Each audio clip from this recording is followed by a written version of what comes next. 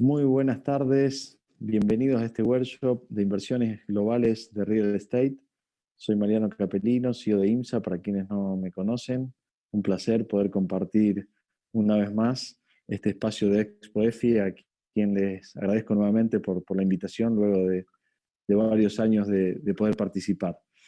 Bueno, para entrar en tema, respecto a las inversiones y hablar un poco de los mercados que van a permitir obtener altos retornos y seguridad en los próximos años, que es lo que nos interesa siempre a todos los inversores, eh, vamos a empezar hablando nosotros decimos que más allá del mercado lo importante es reconocer cuáles son las claves para lograr altos retornos en la inversión inmobiliaria, que es aplicable luego a cualquier mercado. Entonces, nos parece interesante, más allá de actualizarlos en cuanto a las oportunidades que brindan los mercados, es poder reconocer, digamos, cuáles serían los pasos que deberíamos seguir en cualquier inversión inmobiliaria y ojalá les pueda ser útil para reflexionar y tomar mejores decisiones a la hora de invertir. Entonces, en primer lugar, tener una visión global de los ciclos es una de las variables que generalmente el inversor que no se dedica a esto, como los grandes fondos de inversiones y demás, no tienen en cuenta la variable del ciclo inmobiliario. Generalmente el inversor solamente percibe el retorno típico por renta, ¿no? Y se queda en forma pasiva cobrando rentas. Esa estrategia está bien, digamos, pero no contribuye a lograr el máximo retorno en la inversión inmobiliaria. Para lograrlo, es muy importante la lectura de los ciclos. Y veamos por qué. Eh, una inversión pasiva, una gestión tradicional de compro un activo y me lo quedo a largo plazo, generalmente me protege contra la inflación, me permite conservar valor, pero no me permite incrementarlo. De hecho, si miramos este gráfico de Estados Unidos y se repite en la mayoría de los mercados del mundo, en el largo plazo la tasa de apreciación anual de un activo inmobiliario es equivalente a la inflación. En 100 años en Estados Unidos apreció un activo un 3,1 anual y la inflación en esos 100 años anual promedio fue de un 3%, con lo cual la tasa de apreciación real fue 0%, o 0,1 mejor dicho. Si miramos, por ejemplo, tenemos algo de estadísticas de Argentina también, en los últimos 30 años hubo una apreciación de cerca del 2,3% en dólares. La inflación en el mismo periodo en dólares fue 2,27. O sea que también coincide en Argentina esta hipótesis. Ahora bien, luego de una crisis, como podemos recordar la de Argentina 2001, la de Estados Unidos 2008, de un ciclo, digamos, de expansión o recuperación fuerte y expansión de un mercado, vemos que entre 4 y 8 años, que son los periodos de recuperación luego de una crisis profunda en donde caen los activos 30, 40 o 50%, se da la recuperación. Y al darse esa recuperación, los retornos que se obtienen, fijémonos en este caso de Estados Unidos, del año 2002 al 2007, que de hecho antes del 2002 tampoco había sufrido Estados Unidos una fuerte crisis, pero sí tuvo una expansión importante, los inmuebles crecieron un 13,6. Lo mismo pasó del 2010 al 2015 luego de la crisis. Lo mismo pasó en Argentina del 2002 al 2007. La tasa de apreciación de los activos residenciales en ese entonces fue de un 15,8% anual en dólares. Que si a eso le descontamos inflación en dólares, estamos por encima del 10% anual. ¿Esto qué me permite? Que si yo compro un activo y lo tengo que tener 30 años para que duplique su valor en una estrategia de conservación de patrimonio y gestión pasiva de compro un activo y me lo quedo, me lleva entre 25 y 30 años duplicar el valor de ese activo nominal, porque a nivel real sigue valiendo lo mismo si le quito inflación. En cambio, aprovechando las crisis, esta duplicación en el valor nominal la puedo obtener en 5 años, o en 6, o en 7 como mucho. Con lo cual me estoy ahorrando 18 o 20 años de espera para duplicar mi patrimonio. Y esta variable tiene mucho más peso generalmente que la renta, mucho más peso que la renta. Vamos a una segunda variable que generalmente nadie la tiene en cuenta o nadie tiene acceso a poderla capitalizar. La adquisición de activos en distrés, en situaciones problemáticas, en bancos, en subastas, sucesiones, divorcios, concursos, quiebras. Entonces, así es, cuando compro un activo, además que el mercado haya bajado, lo compro con un fuerte descuento. Esto tiene dos dos contribuciones muy importantes. Primero, que me ayuda a absorber mucho más rápido el costo transaccional de un inmueble, que es altísimo. El costo de compra y venta de un inmueble entre comisiones y gastos de escritura es 10% aproximadamente. Con lo cual, normalmente, comprando valor de mercado, me tengo que quedar 3 o 4 años de rentas o más. En el caso de Argentina, hoy que la renta está cerca del 1% neto, con suerte, dependiendo del inmueble, tendría que esperar 10 años para recuperar el costo transaccional. En cambio aquí, si compro 20 o 30% debajo del valor de mercado, como habitualmente se puede hacer y lo hacemos, eh, ya estoy entrando ganando, teniendo un beneficio en la compra, ¿no? Como en cualquier negocio, industria. Se compra un activo para venderlo y ganar dinero, y no esperar 10 o 20 años. Venderlo al día siguiente. Eso se puede en real estate también. Pero bueno, obviamente no es accesible a todo el mundo, ¿no? Y la otra gran clave es con respecto al mercado financiero. El mercado financiero, yo puedo tener $1.000 o $1.000.000.000, pero compro una acción o un bono al mismo valor que existe hoy para todo el mundo. En cambio, en real estate puedo comprar 20 o 30% debajo del valor de hoy. ¿Ok? Entonces, es muy importante esta variable y tampoco es accesible generalmente para inversores que no son profesionales o que no tienen un fondo y se dedican activamente a esta industria de fondos de inversión. Entonces, claro, obviamente requiere un expertise, un equipo, volumen para poderlo lograr, pero es posible. Lo tercero es que ya está más asociado a la renta y a la creación de valor del activo. Yo puedo comprar un activo ya alquilado a un buen valor, que obviamente, generalmente, cuando es un activo comercial, eh, lo voy a comprar tal vez va a ser difícil conseguir un descuento importante en ese tipo de activo, o puedo comprar un activo que requiera reposicionamiento, renovación, generar valor, buscar nuevos inquilinos, hacer una gestión activa y agregarle valor. Lógicamente, ese tipo de activo, no solo que lo voy a poder comprar con mayor descuento, sino que ese activo, una vez que esté en flujo, va a valer bastante más que antes de la adquisición.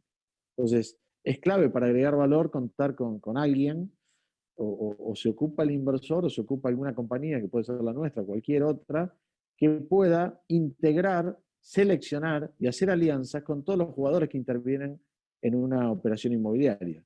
Que no es solamente un broker que me ayuda a comprar una unidad, como está acostumbrado un inversor, sino que hay que ver temas fiscales, impositivos, tasaciones, seguros, financiamiento, bancos, contratar empresas constructoras. O sea, hay muchos aspectos que coordinar para que esa creación de valor sea eficiente. Cuando hablamos de eficiencia es que pueda generar un valor superior al costo que tengo. ¿Okay? Y es muy importante, obviamente, la administración de la renta. Recuerden que cada día que tengo un inmueble vacío, ya sea para ponerlo en valor para la venta o la renta, que no me produce, es dinero que dejo de percibir y utilidad que estoy de alguna manera perdiendo, ¿no? Entonces, algunas recomendaciones rápidas para ya entrar luego al tema mercados. Miopía del inversor internacional. El inversor internacional, como nos pasó a nosotros hace 20 años cuando empezamos a invertir fuera de Argentina, eh, tiene una mirada en la cual busca adquirir activos en los cuales se sintiese cómodo para ir a vivir, si es el caso residencial, y en donde compra, digamos, todos sus amigos o gente, digamos, y generalmente esto se da en las principales capitales de los países, como puede ser en España, en Madrid, y el principal barrio, ¿no? En barrio Salamanca, o en Estados Unidos, en Miami, en Brickell, o en Manhattan, en New York. O sea, generalmente el inversor se siente más cómodo, más refugiado y más identificado con lo que le gusta comprando en esas ubicaciones. Y esas ubicaciones suelen ser algo atractivas en el momento que se gesta la crisis, pero las ventanas de oportunidades para ese tipo de activos son muy, muy cortas. Ese tipo de activos, por el apetito de esa demanda extranjera superficial para el mercado local, eh, hace que ese activo baje menos y recupere muy, muy rápido por todo este volumen de inversión extranjera que entra a aprovechar esas oportunidades. Por lo tanto, ganar dinero con ese tipo de inmuebles o obtener altas tasas es, digamos, posible, pero con una entrada y salida bastante corta, de 2 o 3 años, y a su vez hay que estar, digamos, muy, muy metido en el mercado y en el momento que la crisis empieza, digamos, no al final, cuando ya el mercado empieza a recuperar, porque lo que pasa generalmente es que los inversores extranjeros creen que el mercado es representado por ese tipo de activos, y generalmente ese tipo de activos no representa ni el 2 o el 3% del mercado, y a su vez el comportamiento de ese tipo de activos es totalmente diferente al otro 98%, que ahí está el volumen principal del mercado, porque tiene variables y dinámicas totalmente distintas. Generalmente, cuando ese tipo de activo ya recuperó, es cuando la gente, el inversor extranjero, recién llega a comprarlos y compra en el momento ya de salir. Eh, Generalmente, para aprovechar este tipo de activos, como decíamos, hay que entrar muy temprano, salir pronto, para luego aprovechar el resto de los activos que demora bastante más tiempo en recuperar. Otro tema a tener en cuenta, que la preconstrucción para mucha gente es sinónimo de hacer un buen negocio, ¿no?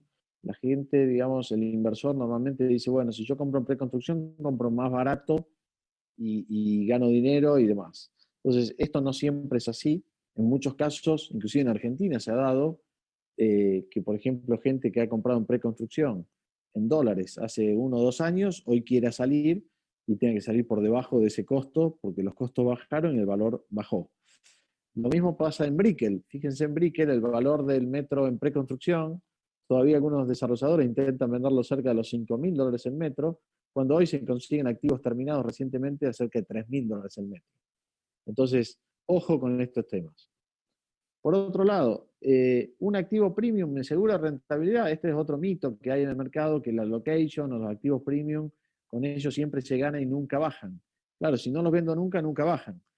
Ahora, si yo voy midiendo año a año mi evolución de precios, cuando se produce una crisis, también esos activos bajan. Lo estamos viendo hoy en Brickell, lo estamos viendo en Manhattan, lo estamos viendo en Miami Beach, lo estamos viendo en Barrio Salamanca, en Madrid, en Barcelona. O sea, cuando hay crisis, los activos premium también bajan. No es cierto que no bajan.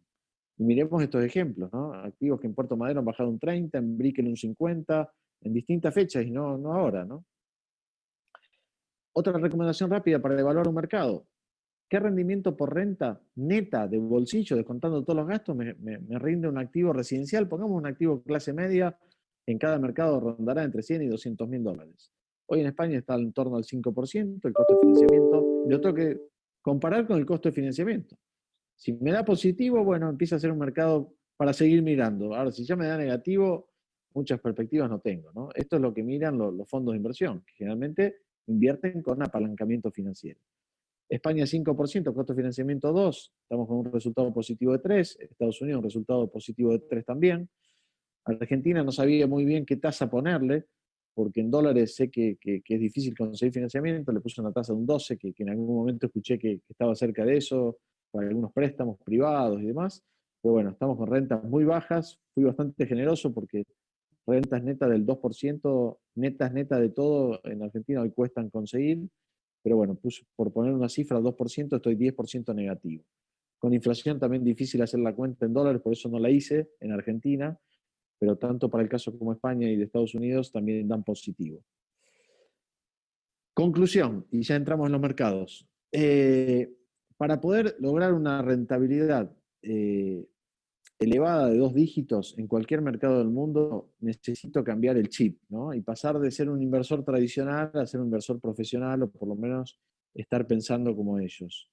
Para ello, digamos, acá está un poco el contraste, ¿no? De operar en un mismo mercado y un mismo tipo de activo, operar en diversos mercados y distintos tipos de activos, dependiendo de la oportunidad de cada momento. De darle privilegio a la locación, darle privilegio al momento de entrada y salida. Todos los activos, cada 20 o 30 años, nos dan la oportunidad de entrar para ganar mucho dinero, entrar durante 5 o 6 años, con lo cual la ventaja está en el momento de entrada y el momento de salida, no en el activo, en la ubicación del activo.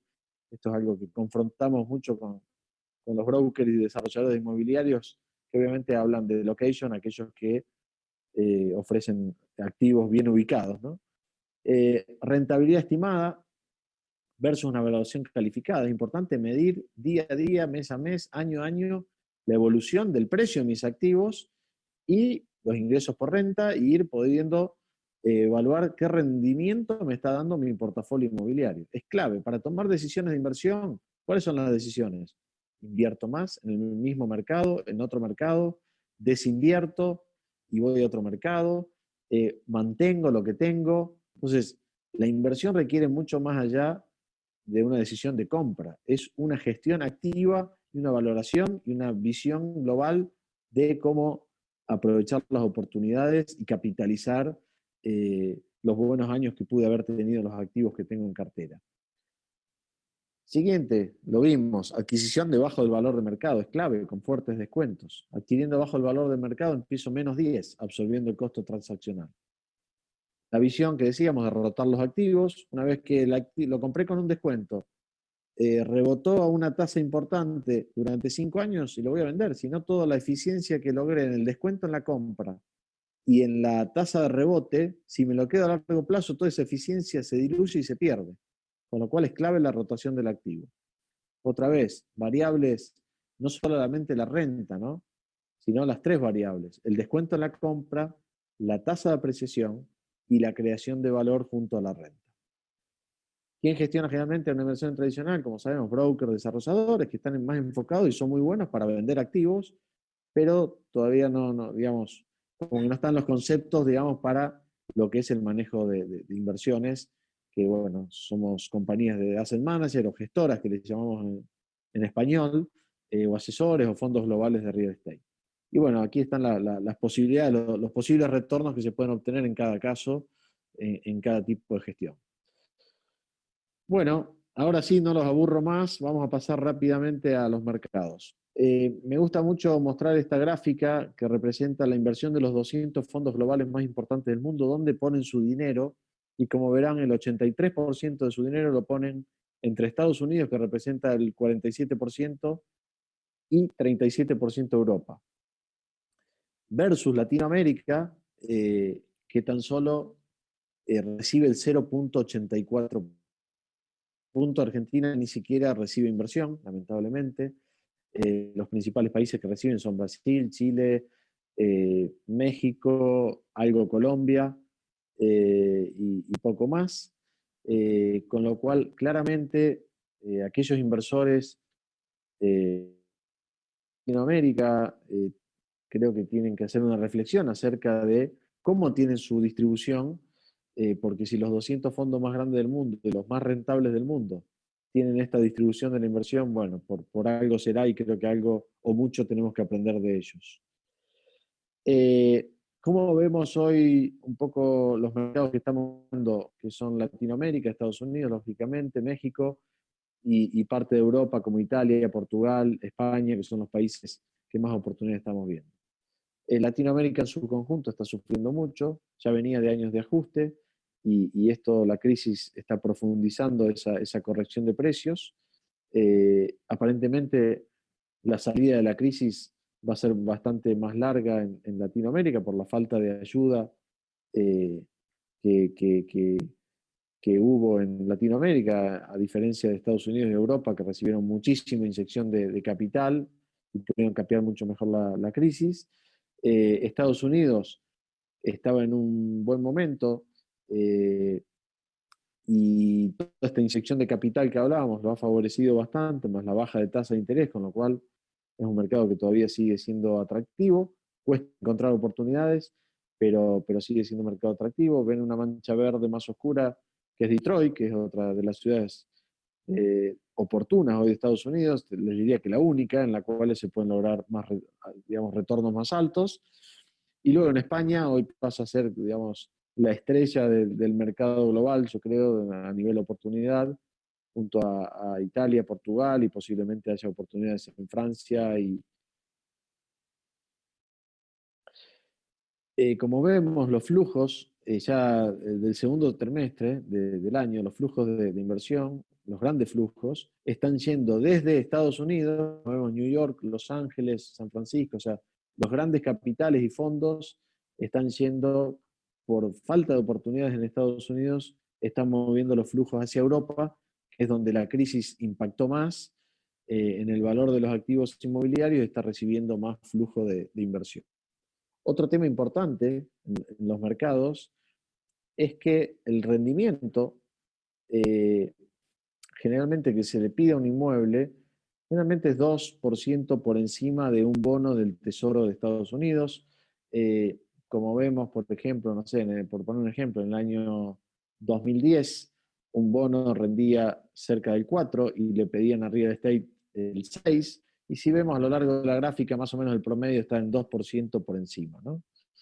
Eso hacía que cuando un bono rendía, por ejemplo, un 4 y se le pedía un 6, a real estate rindiese un 50% más. Sería media vez más. Y en algunos casos llegó al 100% más. En los casos que un bono rendía un 2, real estate por ahí llegó a rendir un 4 en los últimos años. Ahora, ¿qué pasa? Real estate va a rendir como mínimo lo que ya venía rindiendo y ya estamos viendo mejores rendimientos por ajuste de valores y mantenimiento de valores de renta, con lo cual va a estar rindiendo en torno a un 4,5, un 5, pero un bono ya no rinde nada, o sea, rinde 0,50, 0,70, un bono español rinde 0,20, bonos alemanes tienen rendimiento negativo, con lo cual la cantidad de veces que rinde más el real estate pasó a ser muy amplia. Hasta 10 veces o 20 veces más de lo que rinde un bono. Con lo cual estamos viendo mucha sustitución de renta fija que va a ir al real estate. Y como vemos varios años de tasa cero, posiblemente haya una apreciación de los activos inmobiliarios, principalmente en los países desarrollados en los próximos 5 años, muy, muy fuerte. Rendimientos globales por sector, ahí veíamos que ya vemos que algunas curvas empiezan a subir los rendimientos, ¿no? Aquí tenemos oficinas, retail e industrial. El industrial está mejor posicionado, con lo cual los rendimientos bajaron un poquito, pero en todo lo que es oficinas y retail, los rendimientos están subiendo. Bueno, entonces, les voy a hablar brevemente de un poco la situación, cómo vemos hoy los, los mercados actualmente.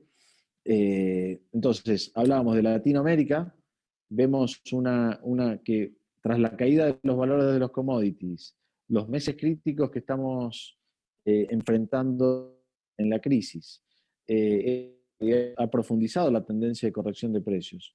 Tenemos una estadística de previo al COVID, que ya se veían ajustes de precios en torno al 5,5% semestral del último semestre, o sea, si lo analizamos estamos en torno al 10%, en donde algunos países como México, Ciudad de México, estaban en cerca del 13% semestral, Sao Paulo cerca del 12%, Santiago de Chile también, Bogotá también. Todavía no se veía en esa, en esa estadística, no se veía el ajuste de Argentina, que entendemos que a partir del COVID, o previo al COVID, empezaba a ajustar, y ya estamos viendo ajustes de más del 10% en el mercado residencial, y seguramente esto se profundice en próximos meses, ¿no?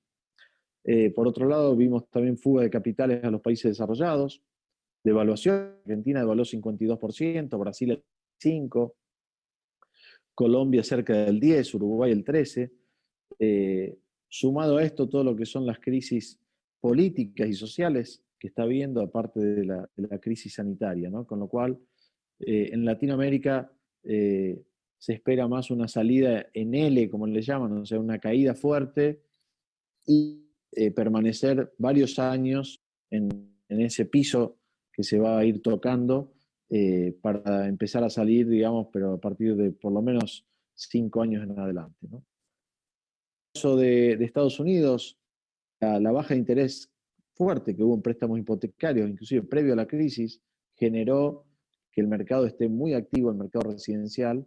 La tasa, recuerden que estaba cerca del 4%, bajó al 2,75%, eso generó que mucha gente que no podía acceder a préstamos hipotecarios acceda, mucha gente que digamos, no podía cambiarse de casa, ahora se puede cambiar porque el ingreso le da con la cuota, con lo cual vendió su unidad y compró otra, con lo cual el mercado residencial de Estados Unidos ha sido un gran favorecido de esta crisis.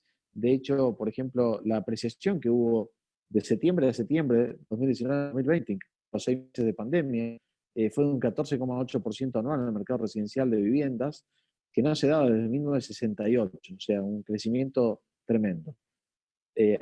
y era un mercado que ya estaba en sus máximos históricos, con lo cual estamos viendo que superando los récords históricos.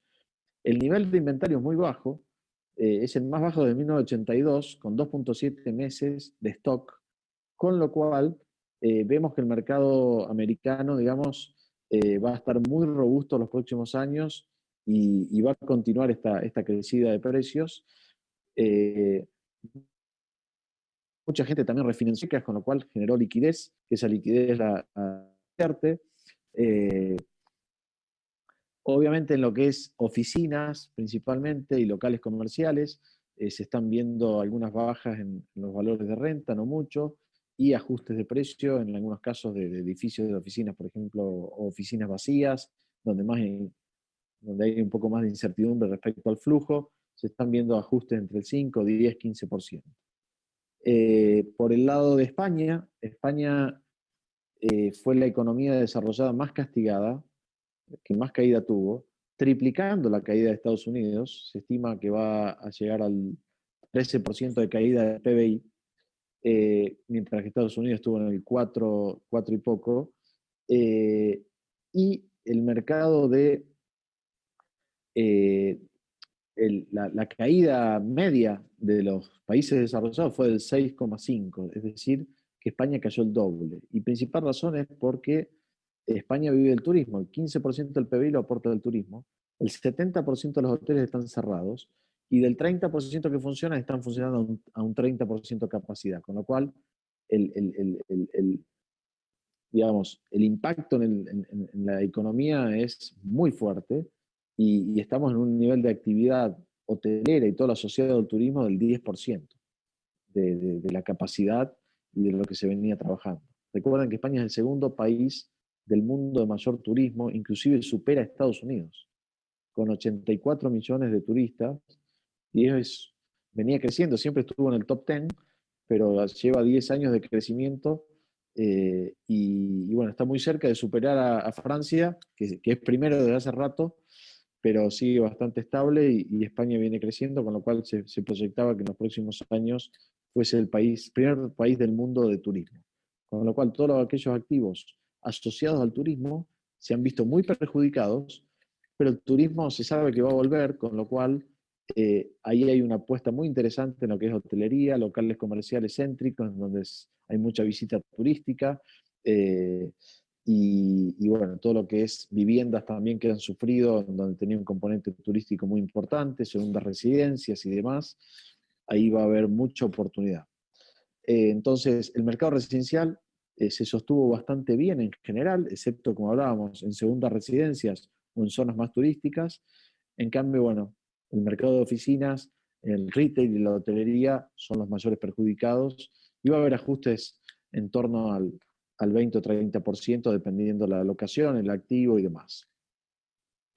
Recientemente hicieron una encuesta, porque por otro lado, el contrapeso de la crisis es el exceso de liquidez y el apetito por los grandes fondos de invertir en España.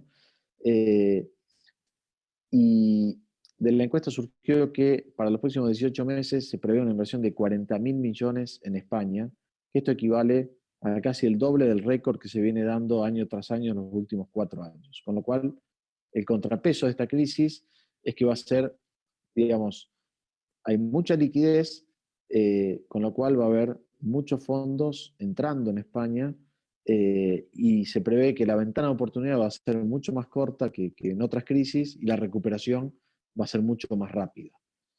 Eh, por otro lado, el volumen de transacciones este año residencial ha caído en torno al 25%, que es razonable para los meses de confinamiento que hubo y toda la imposibilidad de operar. Con lo cual, después de la pandemia, digamos, después del confinamiento, la actividad se recuperó bastante bien y hubo mucha actividad prácticamente como en el 2019, tanto en el mes de septiembre como en el mes de octubre.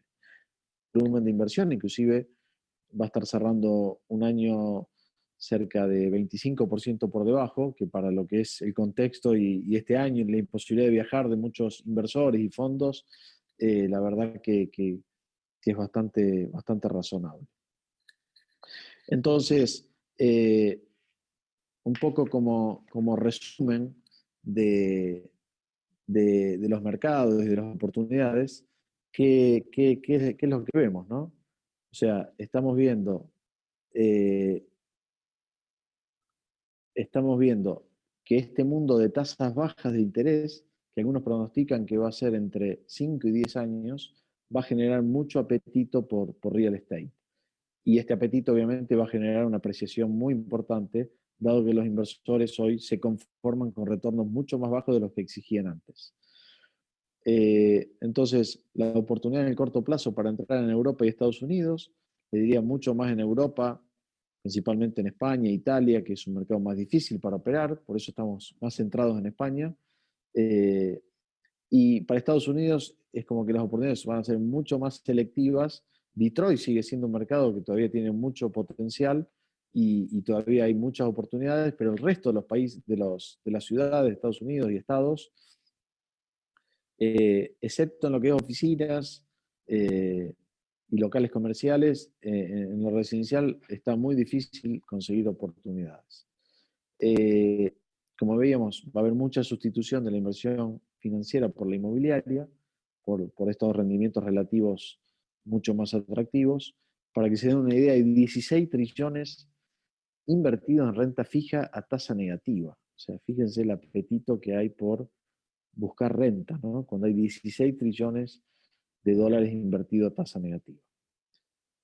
Y obviamente en este contexto de crisis, principalmente en España o en Europa, va a haber mucho más poder de negociación de los fondos en los bancos para todo lo que es la compra de activos. Fíjense, Blackstone, que es el fondo número 1 del mundo en plena pandemia, levantaba el fondo más grande de la historia eh, europeo para invertir en Europa de 9.000 millones de, de dólares, ¿no? Entonces, eh, la verdad que si Blackstone, que es el fondo número 1 del mundo con los mejores rendimientos, en plena pandemia hace esta apuesta, por algo será, ¿no? Así que estamos totalmente alineados a, a esta estrategia. Por último, para no aburrirlos más, muchas gracias, les voy a comentar rápidamente sobre IMSA. IMSA es una compañía de gestión que trabajamos para inversores, familias de alto patrimonio de Latinoamérica, a las cuales le creamos su propio portafolio de inversión, en donde cada inversor es el único dueño de sus activos y puede de alguna manera conservar sus activos, pero tener una gestión profesional como se gestionan habitualmente los grandes fondos de inversión. Un poco la metodología nuestra es, por un lado, a nivel estratégico, estudiar los mercados, dentro de esos mercados, estudiar los distintos segmentos de activos y ver cuáles crean más valor, atendiendo el perfil de las familias. Por otro lado, una vez identificados los mercados y los tipos de activos que le hacen sentido a las familias y que son oportunos, identificarlos, negociarlos, adquirirlos con fuertes descuentos y que sean activos para agregar valor y que tengan recorrido por delante para poder capitalizar la recuperación y el crecimiento de valor. Y por último, darle el soporte operativo para que esa familia una gestión bastante pasiva y pueda descansar en nuestra compañía la gestión, la selección y la coordinación de todos los jugadores que intervienen en una inversión inmobiliaria.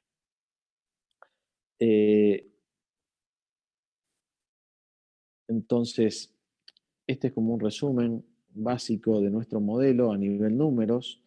Generalmente el modelo tradicional busca una inversión de largo plazo, patrimonial, conservar el patrimonio a largo plazo, con lo cual generalmente se nutre de activos en el mercado a través de brokers o desarrolladores, no obtiene ningún descuento, tiene una renta anual promedio de 3%, por poner un número, con una apreciación real cero, porque si se queda el activo a largo plazo la apreciación real es cero, con lo cual su rendimiento, la expectativa de rendimiento real puede estar en torno al 3% anual en este ejemplo, y a su vez tiene que asumir si en algún momento sale de la inversión ese costo transaccional de entrada y salida, que será, digamos, descontado de ese retorno anual que obtuvo.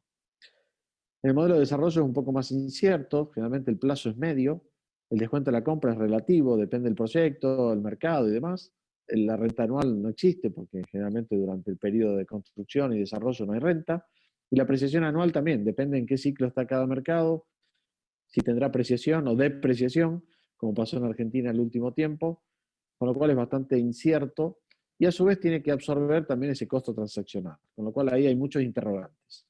Nuestro modelo es bastante sencillo, es un modelo a 4 o 5 años generalmente, en el cual buscamos que el inversor entre con un 20% de descuento mínimo del valor actual de mercado, con lo cual eso ya proporciona un 5% de rendimiento anual. A eso le sumamos que como entramos en mercados deprimidos, en lo cual la renta permanece constante, pero ha caído muy fuerte el valor del activo, ese retorno por renta tiende a duplicarse o hasta triplicarse. Por poner un ejemplo, comprábamos viviendas en Miami en el año 2012 que habían costado en el 2008 $200.000, las pagábamos 50.000 y esa vivienda rendía 4 veces más, dado que el valor de alquiler seguían siendo los $1.200, pero no quisimos hacerlo tan exagerado y solamente lo multiplicamos por 2. Eh, y por último, la apreciación anual. Fuimos conservadores porque tenemos sobrados ejemplos que se logran apreciaciones entre un 12 y un 15% anual. Fuimos conservadores y pusimos un 8% en esa fase de recuperación que hablábamos antes, con lo cual buscamos retornos de la inversión que estén en torno al 15% anual, que absorbiendo el costo de transaccional de entrada y salida en 4 años, quede un 16,5% anual de la inversión aproximadamente, que descontado nuestros fees de gestión y colaboración, buscamos que los proyectos nunca bajen para el inversor de menos del 10%, entre el 9 y el 13%, dependiendo los proyectos y el perfil del inversor. Bueno, y para finalizar, una breve reseña de cuáles creemos que son las ventajas de nuestro modelo, proporcionar una visión global y una visión objetiva de los activos, o sea, objetiva refiriéndonos a no por el activo que más nos gusta o por el que más cómodo nos resulta operarlo, sino que evaluar las 3 variables: con qué descuento puedo comprar este tipo de activos, qué recuperación me queda por delante, a qué tasas puedo recuperar, qué retornos por renta voy a tener, y en función de eso elegir para cada familia eh, el mejor mix de activos para el portafolio. Luego el desarrollo de productos diseñados de acuerdo al perfil de riesgo del inversor. Nosotros sentamos con cada inversor y entendemos exactamente sus preferencias, objetivos y demás, y armamos un plan para que ese inversor pueda invertir en forma directa, siendo el único dueño del 100% de los activos, con nuestra colaboración, y tener acceso a adquirir activos en bancos, subasta y ser gestionados profesionalmente. La estrategia de distrés que hablábamos recién, el valor añadido a través de la gestión, le damos la titularidad de los activos, el manejo de los fondos al inversor, que hablamos antes. Cada inversor tiene su propio vehículo y el cual es el decisor, y lo único que nos vincula con el inversor es un contrato de prestación de servicios. A su vez, nuestros intereses están totalmente alineados al éxito de la inversión, dado que nuestro beneficio está contemplado a partir de un retorno preferente que fijamos, que generalmente va entre un 8 y un 9% para el inversor anual, con lo cual el inversor puede hasta duplicar o triplicar su retorno que podría obtener por sus propios medios, que está en torno al 3-4%. Nosotros ponemos un piso prácticamente del doble o el triple, y a partir de ahí recién empezamos a cobrar nuestros fees de éxito. Llevamos, bueno, cerca de 15 años en este tipo de gestiones, colaborando con inversores y haciendo nuestras propias inversiones con un retorno anual de 14% sin apalancamiento. Bueno, esto es un poco el gráfico de lo que veíamos, del contraste, ¿no?, entre una inversión pasiva y una inversión activa. Nosotros, objetivo empresa, tenemos poderle brindar al inversor como mínimo un 8% para un perfil conservador, un 10% para un perfil prudente y un 12% para un perfil moderado. Eso permitiría multiplicar por 10, 17 o 30 el patrimonio en 30 años, mientras que con una gestión pasiva posiblemente lo pueda apenas triplicar. Bueno, muchas gracias por por haber participado de este workshop. Le agradecemos nuevamente a la gente de Expo EFI. Y bueno, quedamos a la espera de preguntas que serán contestadas. Muchas gracias una vez más. Y cualquier pregunta ahora o cuando ustedes lo consideren para poder colaborar con una buena y eficiente inversión. Muchas gracias.